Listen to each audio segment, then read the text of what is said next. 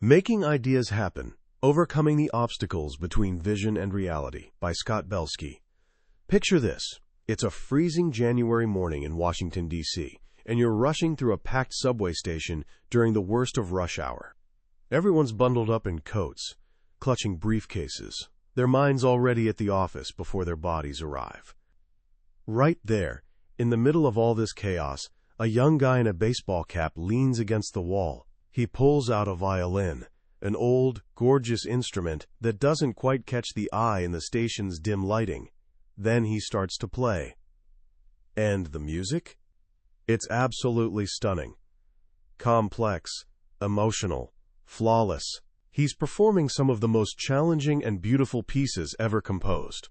Bach, Schubert, the kind of music that usually fills the world's most prestigious concert halls. But here it is, bouncing off the concrete walls of l'Enfant Plaza metro station. For the next 45 minutes, over 1,000 people rush past him. Accountants, lawyers, government workers, parents dropping kids at school. Almost nobody stops. A handful toss $1 or $2 into his open violin case, without even slowing down. Just one person actually recognizes him. When he finally packs up, he's made a little over $32. Here's what almost everyone missed that morning. This wasn't some struggling street musician trying to make rent. This was Joshua Bell, one of the most celebrated violinists on the entire planet. Days earlier, he'd sold out a concert in Boston, where the cheapest tickets went for $100. And that violin he was playing? A Stradivarius from 1713, worth about $3.5 million. A world-class genius, performing masterpieces on a priceless instrument, and the world just walked right by. This story isn't just a fascinating social experiment. It's basically a parable for one of the most frustrating truths about life, something Scott Belsky digs into throughout his international bestseller, Making Ideas Happen. Here's the truth. Genius isn't enough. Talent isn't enough. Even having the most brilliant idea in the world isn't enough. We all have ideas, right? Ideas for a business, a novel, a piece of art, a solution to some problem we're facing. They light up in our minds with so much promise, so much excitement. But then what happens? For most of us, they just fade away. They get buried under the noise of daily life, the same way Joshua Bell's music got lost in the morning commute. This book is all about closing that heartbreaking gap between vision and reality. It's not about having more ideas. It's about actually making the ideas you already have come to life. Belsky spent over 6 years studying the habits of the world's most productive creative people and teams at places like Disney, Google, and IDEO. And he discovered they all share a hidden framework. They don't just rely on luck or random bursts of genius. They use a specific set of skills around organization, community, and leadership. So here's what I'm promising you. By the time we're done here, you'll understand this framework. You'll see why someone with average creativity but excellent organization will almost always make a bigger impact than a disorganized genius. And you'll walk away with a practical method that can genuinely change what happens to your own great ideas. Let's dive in. Ever wonder why some people seem to effortlessly turn their ideas into reality, while the rest of us are sitting on a graveyard of half-finished projects and forgotten dreams? It's a painful question, and it sits right at the heart of Scott Belsky's work. He starts with this powerful, almost startling equation. It's simple, but it'll completely change how you think about success. Creativity times organization equals impact. Think about that for a second. It's multiplication. If you've got incredible creativity, let's say 100 out of 100, but 0 organization, what's your impact? 100 times 0 is still 0. All that brilliant, raw talent adds up to nothing. We all know someone like this, right? That friend who has a dozen amazing ideas every day but never follows through on any of them. Now imagine someone with half the creativity, a 50, but just a bit of organization, maybe a 2. Their impact is 100. And someone with average creativity but world-class organization, their impact goes through the roof. Belsky points to people like novelist James Patterson. Critics might debate his literary merit, but nobody can argue with his impact. He's sold over 150 million books worldwide. At one point, 1 out of every 15 hardcover novels sold in America was his. How? Because before becoming a writer, he was the CEO of a major ad agency. He's a master of organization and execution. He built a system, basically a factory, for making his ideas happen. So that's the first big lesson. We spend so much time chasing inspiration, waiting for that perfect idea, when we should be building our capacity for organization. Because organization isn't just about having a tidy desk. It's the engine that transforms creative fuel into forward motion. But here's the thing. For most of us, especially creative types, the word organization feels like a prison. We love chaos. We thrive on spontaneity. So how do we build a system that works with our creative brains instead of against them? This is where Belsky introduces his central framework, the single most practical and powerful tool in the entire book. He calls it the action method. The action method is built on this beautifully simple premise. Everything in your life is a project. Planning a birthday party? That's a project. Applying to colleges? Project. Writing that screenplay you've been dreaming about? Definitely a project. And every single project, no matter how big or small, breaks down into just 3 components. 1. Action steps. 2. Backburner items. 3. References. That's it. Let's break each one down, because understanding this is like getting handed a key to a locked room in your mind. First up, action steps. These are the lifeblood of any project. They're the concrete, specific, non-negotiable tasks that actually move you forward. An action step isn't something vague like, work on my novel. That's too big, too intimidating. An action step is, write 500 words of Chapter 2. It's call the programmer about that bug. It's research 3 potential venues for the event. Belsky says every action step should start with a verb, call, write, research, mock up, update. This simple trick makes them feel immediate and doable. They're sacred. In any meeting or brainstorm session, your main job isn't just taking notes. It's hunting for action steps. You need to capture them, assign an owner, even if that's you, and treat them with reverence. Because without action steps, ideas are just pleasant daydreams. But what about all those other ideas that pop up, the interesting ones you can't act on right now? That's where the second component comes in, backburner items. This is your space for maybe someday. It's that business idea you might start in 5 years. It's a feature you'd love to add to your app, but you don't have the budget yet. The backburner is crucial because it gives these baby ideas a safe place to live without cluttering your main focus. You don't have to act on them, but you also don't have to forget them. Belsky suggests having a backburner ritual. Maybe on the last Sunday of every month, you review your list. Some items will have become irrelevant, and you can delete them. But occasionally, a backburner item suddenly becomes timely, and you can transform it into a new project with its own action steps. Finally, there are references. This is everything else. Meeting notes, sketches, articles you saved, phone numbers. It's the information you might need while working on your action steps. The key is that references aren't actionable. You need a simple system to file them away, maybe a folder for each project, or even just a single chronological pile, so they give you peace of mind without getting in the way of what truly matters. Taking action.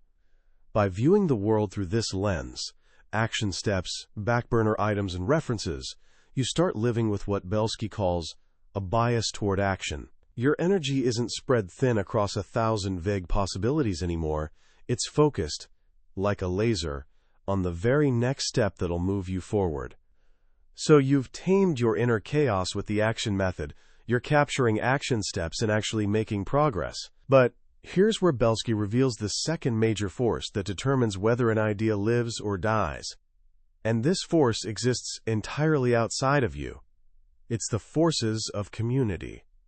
The romantic myth of the lone genius, working away in isolation until they emerge with a masterpiece? Complete fiction. Ideas don't happen in a vacuum. They're shaped, refined, and pushed forward by the people around us.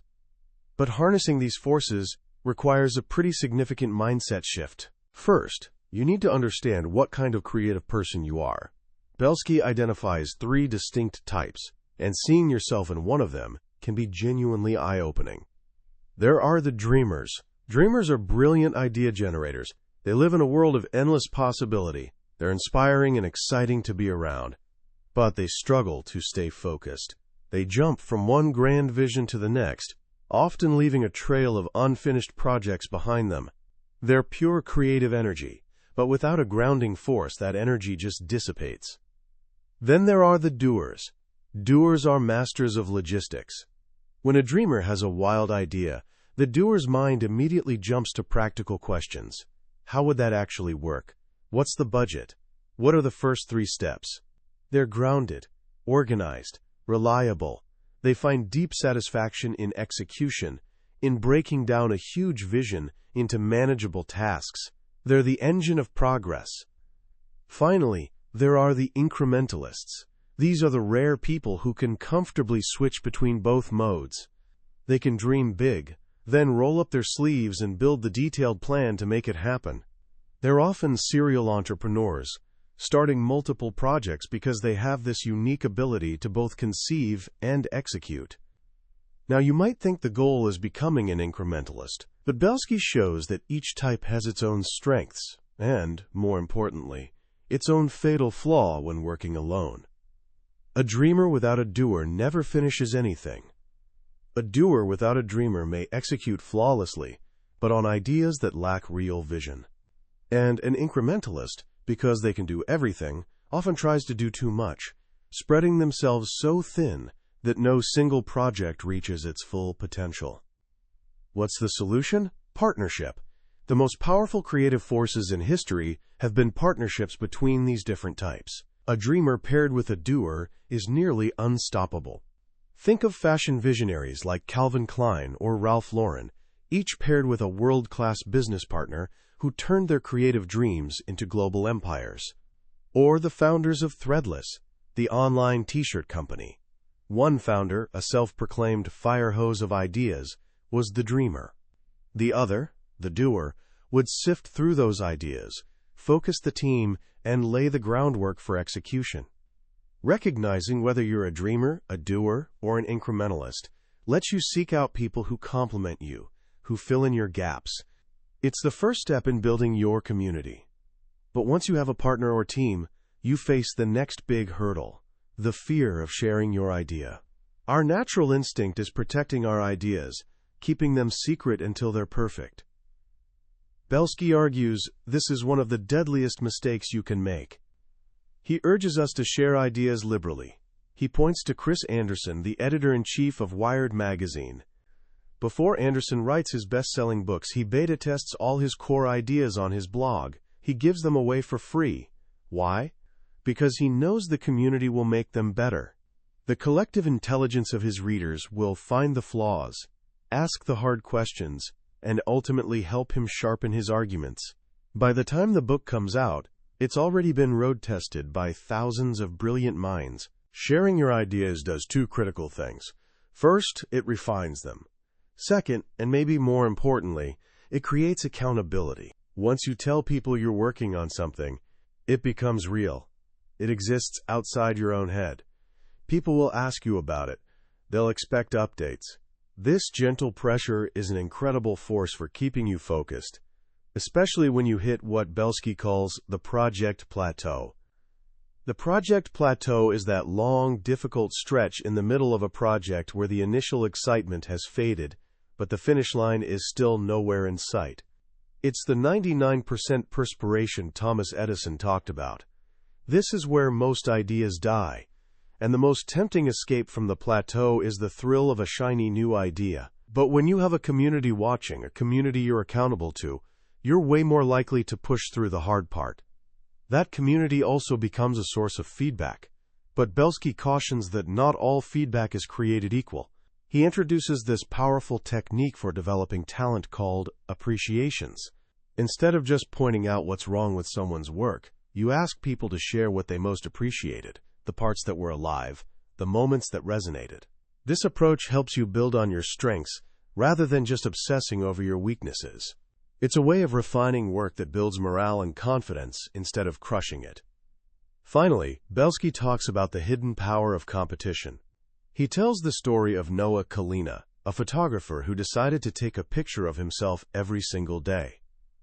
He did this for 6 years as a quiet, personal project. He had no real plan for it, until one day he saw another photographer, Ahri Lee, who'd done a similar project over 3 years and turned it into a video montage. Seeing her work was the catalyst. It was that spark of competition that pushed Kalina to finally assemble his own 6 years of photos into a video called Every Day. It went viral on YouTube, becoming one of the most watched videos of all time and launching his career. Competition isn't something to fear. It's a force that can jolt us out of complacency and into action. So you've mastered your own organization. You've learned to harness the forces of your community. But there's one final component, the one that ties everything together and determines whether your idea can scale and sustain itself over time. This is the third and final force, leadership capability. And here, Belsky makes a crucial point. Leadership isn't just about managing other people. It starts with leading yourself. The journey of making an idea happen is filled with psychological barriers. One of the biggest is what Seth Godin calls the lizard brain. Anatomically, it's the amygdala, the most primitive part of our brain. Its only jobs are being hungry, scared, selfish, and horny. It's pure survival mode. And every time you get close to shipping your project, sending that manuscript, launching the website, putting your art on display, the lizard brain screams. It says, they're gonna laugh at you. You're going to fail. Play it safe. Have another meeting. It's the voice of resistance. And it's the source of the self-sabotage that keeps so many brilliant projects from ever seeing daylight. Godin's advice is to recognize that voice for what it is, an ancient, irrational survival instinct, and ship anyway. Make shipping an obligation, regardless of the outcome. The reason he's had so many successes is because he's also had so many failures. He just keeps shipping. Leading yourself also means overhauling the reward systems that have been drilled into us since childhood. In school, we work for the A. At our first jobs, we work for the paycheck and the boss's approval. These are short-term rewards. But bold, long-term creative projects often have no short-term rewards. The payoff might be years away. So how do you stay motivated? You have to create your own system of incremental rewards. You have to find joy in the process itself. Belsky points to Zappos, the online shoe retailer famous for its incredible company culture. CEO Tony Hsieh built the entire company around one core value, happiness. He believes happiness is a more powerful motivator than money. They famously offer new hires a lump sum payment to quit at the end of their training period. The logic is simple. If you're not truly happy being there, you won't provide the world-class service they demand, so it's better for everyone if you leave. By focusing on happiness as the primary reward, they've created a team that's deeply engaged and committed to the company's long-term vision.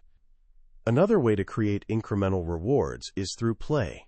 Jai Lee, a creative director at Google, makes every project feel like a game.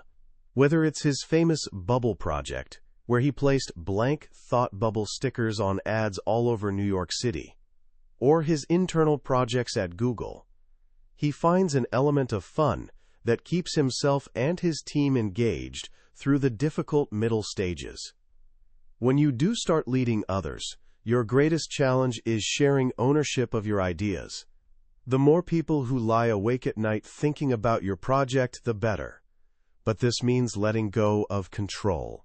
It means trusting the people you've hired and allowing them to make decisions you might have made differently.